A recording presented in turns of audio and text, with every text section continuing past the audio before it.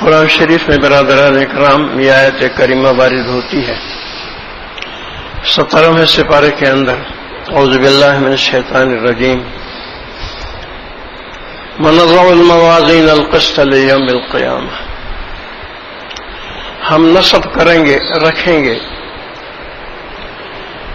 ترازو کو، تولنے کی ترازو کو، موازین القسط، انصاف سے تولنے والی ترازو، قیامت کے دن فلا تظلم نفس شیئا، اور کسی شخص پر بھی کوئی ظلم نہیں کیا جائے گا، یعنی کسی بھی کوئی حق تلفی نہیں کی جائے گی۔ وَإِنْ كَانَ مِثْقَالَ حَبَّةٍ مِّنْ خَرْدَلٍ أَتَيْنَا بِهَا، اور کسی کا رائی کے برابر بھی عمل ہوگا، رائی کے دانے کے برابر بھی جو عمل ہوگا اس کو ہم لا کے حاضر کریں گے۔ وَكَفَى بِنَا حَاسِبِينَ، ہم بہت کافی ہیں حساب کرنے کے لیے۔ اب منظر جو قیامت کا ہے وہ کچھ اس طرح ہے کہ یہ آسمان جو ہے یہ روئی کے گالے بن کے اڑ جائیں گے، ختم ہو جائیں گے، فرشتے بڑے بڑے گرز لے کے آئیں گے اور زمین کو بالکل سپاٹ میدان بنا دیں گے۔ اس کے بعد درمیان میں ونضع الموازین القسط، میزان کو نصب کیا جائے گا، جس میں ایک پلڑے میں نیکی تولی جائے گی اور دوسرے پلڑے میں گناہ تولے جائے گی۔ اس کے بعد جہنم جو پوشیدہ ہے اس کو ظاہر کر دیا جائے گا، اور جہنم کے ایک طرف میدان حشر ہوگا جہاں حساب کتاب ہوگا، جہاں ساری مخلوق ہوگی، اور جہنم کے اوپر پل صراط کو قائم کر دیں گے، اور جنت جو 7 آسمانوں کے اوپر ہے اس کو قریب کر کے پل صراط کے دوسری طرف کر دیں گے۔ اب اس دن کے بارے میں آتا ہے کہ وجاءت کل نفس معها سائق وشہید، ہر شخص اس طرح آئے گا کہ 2 فرشتے اس کے ساتھ ہوں گے، ایک سائق جو اس کو رہنمائی کرے گا چل اس طرف، وہ شہید دوسرا جو اس کے نام اعمال لیے ہوگا شہادت دینے کے لیے، جو نیکیاں کی ہیں جو گناہ کیے ہیں ان کو لے کے وہ ہوگا۔ ہر شخص جو 2 فرشتوں کی نگرانی میں آئے گا اور حشر کے میدان میں کھڑا کر دیا جائے گا، اور اس دن ترازو کا پلہ جو ہے وہ واضح کر دیا جائے گا، اور ہر شخص کی نیکیاں اس کی آنکھوں کے سامنے، نیکیاں نیکیوں کے پلے میں اور گناہ گناہ کے پلے میں رکھے جائیں گے۔ جبریل علیہ السلام ترازو کے دوسری طرف کھڑے ہوں گے، اور اس دن انسان بڑی حسرت کرے گا، جس کے بارے میں اللہ تعالیٰ نے فرمایا ہے وَأَنذِرْهُمْ يَوْمَ الْحَسْرَةِ، اسے حسرت کے دن سے ڈرائیے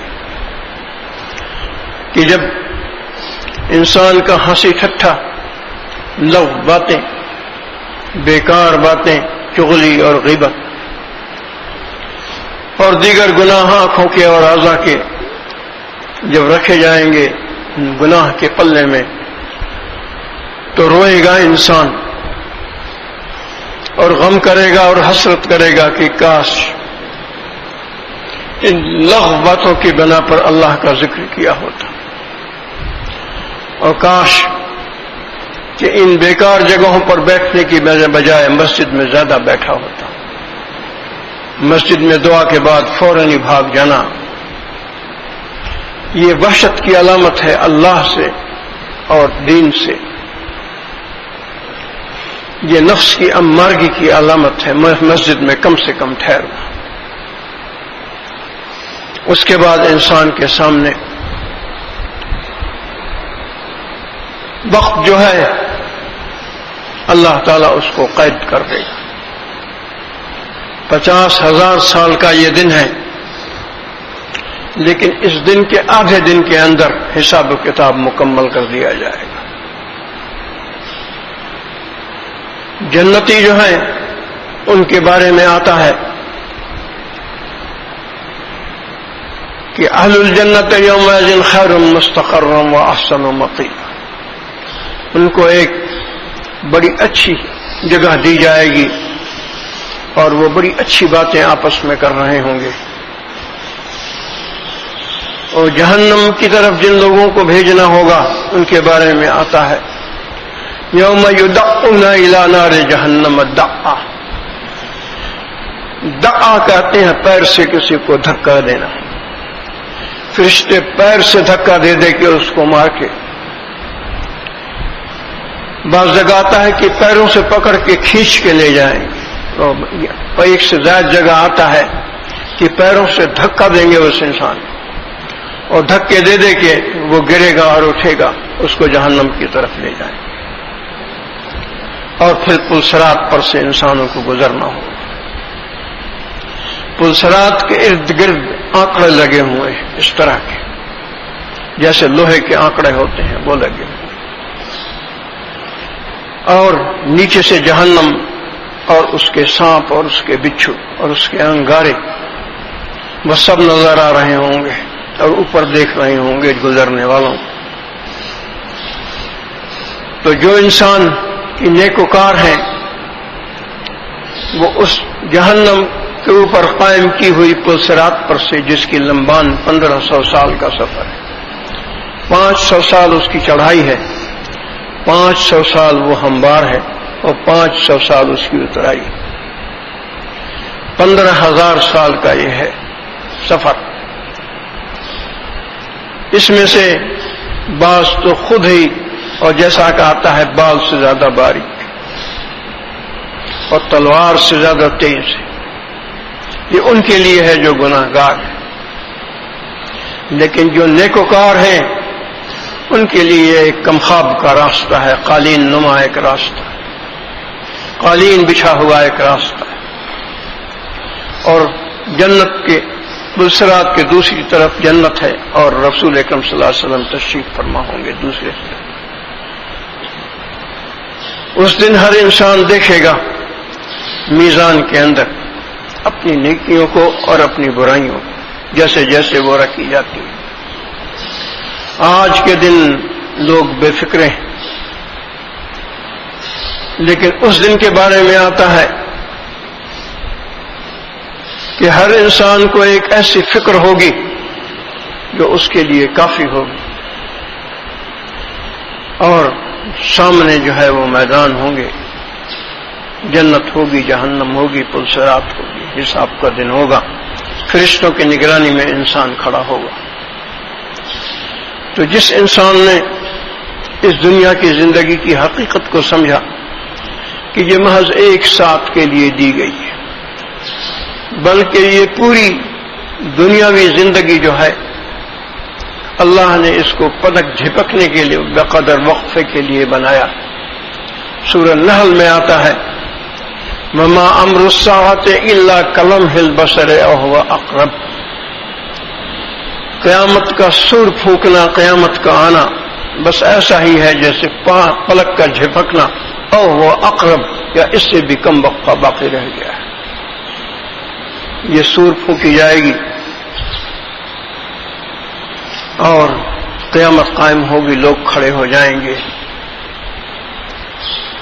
اور اس دن جو ہے نیکیاں نیکیوں کے پلے میں رکھی جائیں گی، گناہ گناہ کے پلے میں رکھے جائیں گے.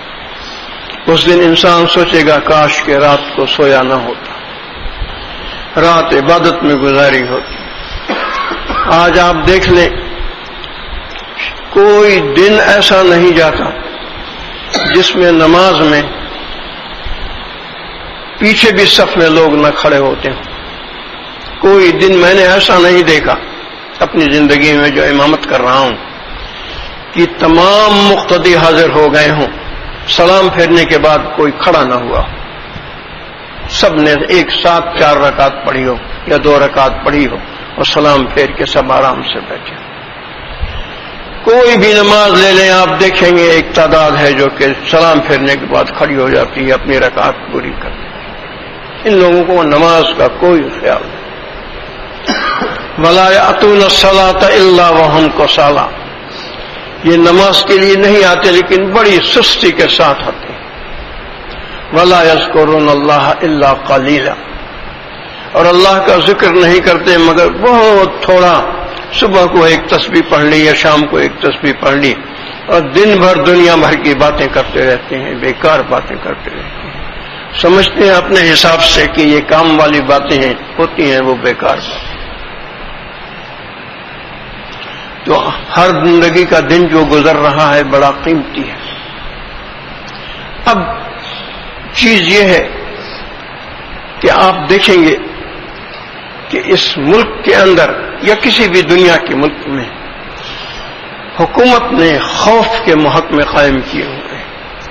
پولیس کا محکمہ خوف کا محکمہ ہے. لوگوں پر خوف رہے کہ اگر ہم کوئی شرارت کریں گے یا کوئی اور کام ایسا کریں گے حکومت کے قوانین کے خلاف تو لوگ موجود ہیں، پکڑ کے لے جائیں گے، جیل میں بند کر. فوج کا محکمہ قائم کیا گیا ہے، CID کا محکمہ قائم کیا گیا ہے.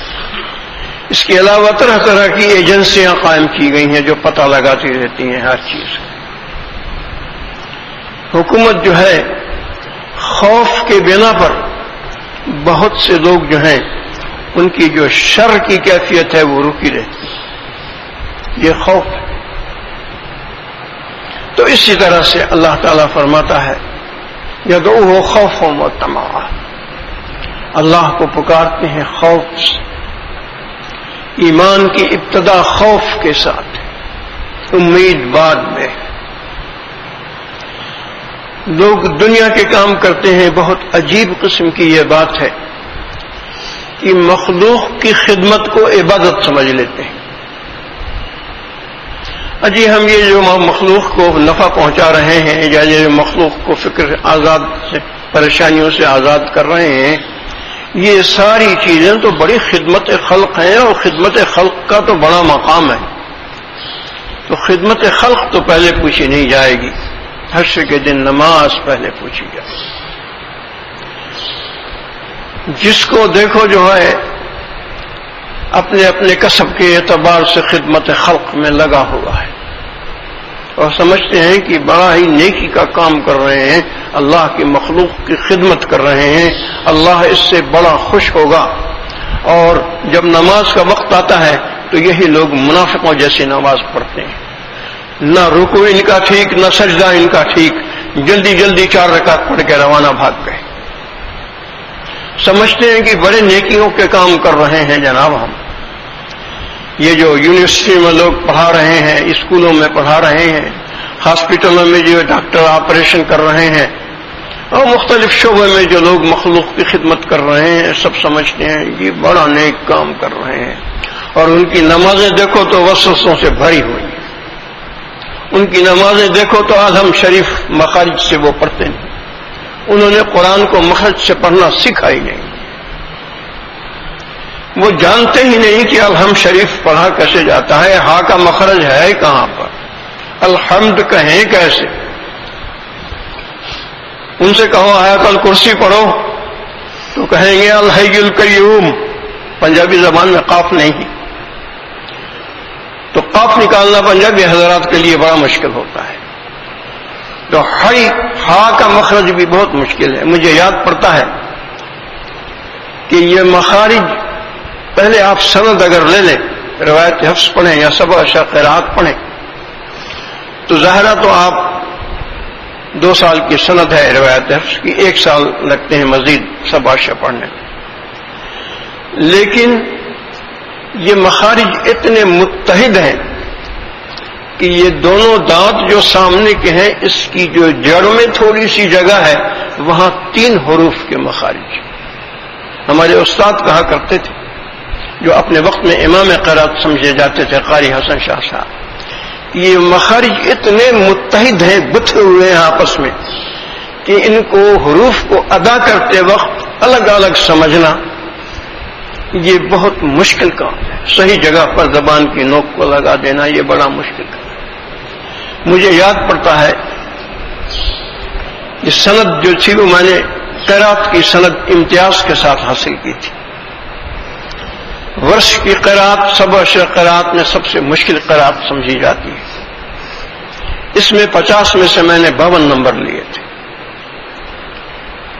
لیکن ہا کا مخرج جو الحمد کے اندر ہا پڑھی جاتی ہے الرحمن میں، یہ مخرج میرا خیال ہے مجھے 18 سال بعد معلوم ہوا صحیح تھا، جہاں تک مجھے یاد پڑتا ہے، اگر میرا حافظہ خطا نہیں کر رہا ہے تو پڑھتے گا، حالانکہ میں رمضان شریف میں بہت کثرت سے تلاوت کرتا تھا، آخری عشر میں 10 سپارے روز رات کو پڑھتا تھا تراویح کے اندر، ہر رکعت میں آدھا سپارہ، تو 20 رکعت میں 10 سپارے، لیکن یہ ہا کا مخرج جو وسط حلق میں ہے، یہ مجھے جہاں تک اگر میری یادداشت خطا نہیں کرتی تو 18 سال بعد کھلا۔ اسی طرح میرے ایک استاد بھائی ہیں قاری نصر اللہ، وہ وہاں پڑھاتے ہیں شاہی مسجد کے اندر، وہ بھی ایک دن کہنے لگے کہ مخارج بہت دیر بعد کھلتے، بڑی دیر بعد معلوم ہوتا ہے کہ کس حرف کو کہاں سے ادا کرنا ہے۔ پاس کرتے وقت تو پڑھ لیتے ہیں آپ، اس کو قرأت کر لی، پڑھ لیا اس کو، لیکن صحیح مخارج پر زبان لگانا یہ چیز جو ہے سالوں بعد نصیب ہوتی ہے۔ عمر کے کئی سال گزر جائیں قرآن مجید پڑھتے پڑھتے پڑھتے پڑھتے، تب جا کے صحیح مخارج کا پتہ لگتا ہے کہ یہ حرف یہاں سے ادا ہوتا ہے۔ تو اس بات کو اس دنیا میں آج بھولے ہوئے ہیں ہم کہ سب سے پہلے ڈاکٹری کا آپریشن نہیں پوچھا جائے گا کہ مخلوق کو جناب آپریشن کر کے ایک بڑی مصیبت سے نجات دلا دی ہم نے، بڑی خدمت کر دی، اور جناب یونیورسٹی میں پڑھا کے ہم نے طلباء کو انجینئر اور ڈاکٹر بنا دیا اور اس کمانے والا بنا دیا، یہ سب چیزیں پوچھی نہیں جائیں گی، پوچھی جائے گی فرض نماز۔ دیکھا، اور فرض نماز کی اصل ہے قرآن مجید اور حضوری، کہ ان تعبد اللہ کأنک تراہ فإن لم تکن تراہ فإنہ یراک، کہ اللہ کی عبادت ایسے کر جیسے تو اسے دیکھ رہا ہے، اور اگر یہ نہیں تو تجھ پر یہ کیفیت ہو کہ وہ تجھے دیکھ رہا ہے۔ یہاں ہاتھ نہ جائیں کھجلانے کے لیے اور ادھر نہ جائیں ہاتھ کھجلانے کے لیے، پیر سیدھے ہوں اور تو سکون کے ساتھ پڑھیں۔ بہرحال میں لوٹتا ہوں پھر پہلی چیز کی طرف کہ یہ منظر جو ہے بڑا ہی اہم منظر ہے، جس دن انسان کی ساری زندگی کی نیک کام اور گناہوں کے کام اس کی آنکھوں کے سامنے حاضر کر کے پلوں میں رکھے جائیں گے، اور جس کی نیکیاں زیادہ ہوئیں جبریل علیہ السلام ایک آواز لگائیں گے جو سارے حشر والے سنیں گے کہ فلاں بن فلاں آج کامیاب ہو گیا، اور جس کی نیکیاں کم ہوئیں اور گناہ زیادہ ہوئے جبریل علیہ السلام ایک آواز لگائیں گے جس کو سارے حشر والے سنیں گے، فلاں بن فلاں آج ناکامیاب ہو گیا۔ اور قرآن مجید میں جہاں تک میں نے پڑھا ہے صرف ایک جگہ یہ آتا ہے کہ انسان کے اس دن دشمن اس کے پڑوسی ہوں، بقیہ تمام جگہوں پر جو میں نے پڑھا ہے وہی ہے یوم یفر المرء من اخیہ وامہ وابیہ وصاحبتہ وبنیہ، جس دن انسان بھاگے گا اپنے باپ سے اور اپنی ماں سے، یہ دونوں دشمن ہوں گے باپ ماں بیٹے کے، وصاحبتہ وبنیہ، اپنی بیوی سے اور اپنے بیٹے سے، وأخیہ، اپنے بھائی سے، وفصیلتہ التی تؤویہ، اور دور کے جو رشتہ دار ہیں پڑوسی ہیں وغیرہ۔ آج تو کسی کو خیال ہی نہیں ہے کہ بس یہ جانتا ہے انسان کہ بیوی کپڑا دھو کے تیار رکھے، کھانا پکا کے تیار رکھے، وقت پر ناشتہ میں لے دفتر چلا جاؤں کپڑا بدل کے، اور بیوی کو قرآن مجید پڑھنا آتا ہے کہ نہیں یہ پرواہ آج کسی کو نہیں ہے، یہی لے جائے گی جہنم کے اندر۔ کتنے ہی نیک لوگ ہوں گے جو محض اپنی اولادوں کی بنا پر اور اپنی بیویوں کے بنا پر یہ جائیں گے جہنم، اگرچہ وہ جنتی ہوں گے، جنت کے قریب سے بلائے جائیں گے اور جہنم کو بھیجا جائے گا۔ دوسری بات یہ ہے قرآن مجید میں آتا ہے ان الحسنات یذہبن السیئات، نیکیاں برائیوں کو ختم کر دیتی ہیں، نیک عمل گناہوں کو ختم کر دیتی ہیں۔ انسان کو چاہیے کہ اپنی زندگی کو پلٹے اور 24 گھنٹے کی زندگی کو جو اللہ نے نصیحت فرمائی ہے وَلْتَنْظُرْ نَفْسٌ مَّا قَدَّمَتْ لِغَدٍ، ہر شخص دیکھے کہ کل کے لیے کیا بھیج رہا ہے، تو 24 گھنٹے کی زندگی میں اس بات پر نظر رکھے کہ اس زبان سے ذکر کتنا ہوتا ہے اور دنیاوی دیگر باتیں کتنی ہوتی ہیں، اور اعضاء میرے کیا کر رہے ہیں، اور یہ جسم میرا آرام زیادہ کرتا ہے یا عبادت زیادہ کرتا ہے، کیونکہ تخلیق کا مقصد جو ہے وَمَا خَلَقْتُ الْجِنَّ وَالْإِنسَ إِلَّا لِيَعْبُدُونِ، اللہ نے پیدا کیا ہے مسلمانوں کو جو اس کو مانتے اور جانتے ہیں کہ یہ کثرت عبادت کرے، اور کثرت عبادت کا حکم ہے اذکروا اللہ کثیرا لعلکم تفلحون، کثیر ذکر کرو تاکہ تم فلاح پاؤ۔ سبحان اللہ وبحمدہ، سبحانک اللہم وبحمدک، اشہد ان لا الہ الا انت استغفرک واتوب الیک۔ اللہم صلی علی سیدنا محمد وعلی آل سیدنا محمد وبارک وسلم۔ ایک بات میں کہنا بھول گیا جو مجھے اکثر یاد آتی رہتی ہے، ایک تو یہ یاد رہتا ہے کہ ذکر کتنا کیا، اللہ نے فرمایا ہے اٹھے بیٹھے لیٹے ذکر کرتے رہو۔ دوسری ایک اور آیت یاد آتی رہتی ہے سرابیلہم من قطران وتغشی وجوہہم النار، ان کو جو کپڑا پہنایا جائے گا وہ گندھک کا ہوگا۔ گندھک وہ چیز ہے جو بھگ سے آگ پکڑ لیتی ہے، بارود میں گندھک ہوتی ہے۔